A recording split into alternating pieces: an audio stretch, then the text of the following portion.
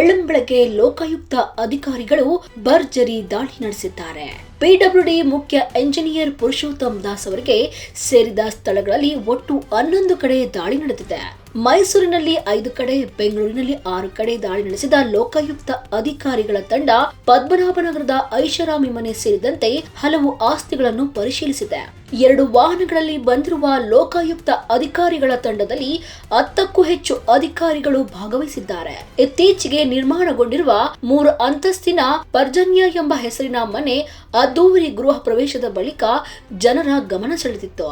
ಇದೇ ಮನೆಯಲ್ಲಿ ಬೆಳಗ್ಗೆ 6 ಗಂಟೆಯಿಂದಲೇ ಪರಿಶೀಲನೆ ಆರಂಭಗೊಂಡಿದ್ದು, ನಗದು, ಚಿನ್ನ, ಸೈಟ್ ದಾಖಲೆಗಳು, ಶಾಲೆಗಳ ದಾಖಲೆಗಳು ಸೇರಿದಂತೆ ಹಲವು ಆಸ್ತಿಗಳ ಪತ್ತೆ ನಡೆದಿದೆ. ಲೋಕಾಯುಕ್ತ ಎಸ್ಪಿ ಶಿವಪ್ರಕಾಶ್ ದೇವರಾಜ್ ಹೇಳುವಂತೆ ಇದು ಅಕ್ರಮ ಆಸ್ತಿ ಸಂಬಂಧಿಸಿದ ಪ್ರಕರಣ. ಬೆಳಗ್ಗೆ 6ರಿಂದಲೇ ದಾಳಿ ಆರಂಭಗೊಂಡಿದ್ದು, ಮೈಸೂರಿನ 5 ಕಡೆ ಹಾಗೂ ಬೆಂಗಳೂರಿನ 6 ಕಡೆ ಪರಿಶೀಲನೆ ನಡೆಯುತ್ತಿದೆ. 2 ಶಾಲೆಗಳ ದಾಖಲೆಗಳು, ಸೈಟ್ ಪೇಪರ್ಗಳು, ಮನೆಗಳು, ನಗದು ಹಾಗೂ ಚಿನ್ನ ಸಿಕ್ಕಿವೆ. ಇನ್ನು ಪರಿಶೀಲನೆ ಮುಂದುವರೆದಿದೆ ಎಂದು ತಿಳಿಸಿದ್ದಾರೆ. ಪುರುಷೋತ್ತಮ್ ದಾಸ್ ಅವರ ಮೇಲೆ ಬಂದಿರುವ ದೂರುಗಳ ಹಿನ್ನೆಲೆಯಲ್ಲಿ ಈ ದಾಳಿ ನಡೆದಿದ್ದು, ಅಧಿಕಾರಿಗಳ ಕಾರ್ಯವೈಖರಿ ಜನರಲ್ಲಿ ಕುತೂಹಲ ಮೂಡಿಸಿದೆ.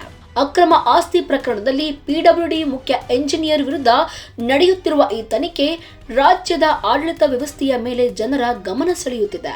ಲೋಕಾಯುಕ್ತ ಅಧಿಕಾರಿಗಳ ದಾಳಿ ಇನ್ನೂ ಮುಂದುವರೆದಿದ್ದು, ಹೆಚ್ಚಿನ ವಿವರಗಳು ಹೊರಬರಬೇಕಿದೆ. ಪುರುಷೋತ್ತಮ್ ದಾಸ್ ಅವರ ಆಸ್ತಿಗಳ ಪರಿಶೀಲನೆ ಫಲಿತಾಂಶ ಏನಾಗುತ್ತದೆ ಎಂಬುದರ ಬಗ್ಗೆ ರಾಜ್ಯದ ಜನತೆ ಕಾದು ನೋಡ್ತಾ ಇದ್ದಾರೆ.